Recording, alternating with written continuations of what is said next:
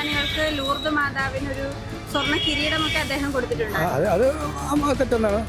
പക്ഷെ ഇപ്പോ ക്രിസ്ത്യാനികൾക്ക് തന്നെ ഒരു പ്രശ്നം വന്നപ്പോൾ, കന്യാസ്ത്രീകളുടെ പ്രശ്നം വന്നപ്പോൾ അദ്ദേഹം മൗനം പാലിക്കുന്നു. അത് എന്തുകൊണ്ടായിരിക്കും? മൗനം പാലിച്ചില്ലല്ലോ. പാർട്ടി തീരുമാനം എന്താണോ അതനുസരിച്ച് മാത്രമേ. എന്താണ് ഇവിടെ തൃശ്ശൂരിലെ ജനങ്ങൾ അല്ലെങ്കിൽ കേരളത്തിലെ ജനങ്ങൾ എന്താണോ അഭിമുഖീകരിച്ചുകൊണ്ടിരിക്കുന്ന പ്രശ്നം, അത് പുള്ളിയെ കൊണ്ട് സോൾവ് ചെയ്യാൻ പറ്റുകയാണെങ്കിൽ അത് ചെയ്തോട്ടെ. ഭരണം മോശമാണ്. അതൊന്നാണ് എനിക്ക് തോന്നുന്നത്. ഇവിടെ അങ്ങനെ കൊണ്ടൊരു ഗുണവും ഉണ്ടായിട്ടില്ല. അത് എനിക്കറിയത്തില്ല, അതിനെപ്പറ്റിയൊന്നും എനിക്കറിയത്തില്ല. കാരണം അത്രത്തോളം കടന്ന് ചിന്തിക്കാനുള്ള മറ്റേ ഇലക്ഷൻ കമ്മീഷനകത്ത് കയറി ചിന്തിക്കാനുള്ള കഴിവൊന്നും എനിക്കില്ല.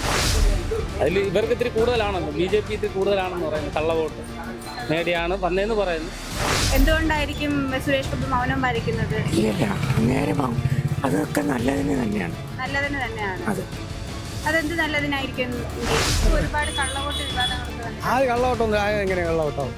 അത്ര എങ്കിൽ പിന്നെ ഇലക്ഷൻ കഴിഞ്ഞ് ഉടനെ വേണ്ടി അറിയിക്കണ്ടേ? എത്ര ആഴ്ചകളുണ്ട്? ആ ആഴ്ചക്കകത്ത് അറിയിക്കണ്ടേ? ഇത്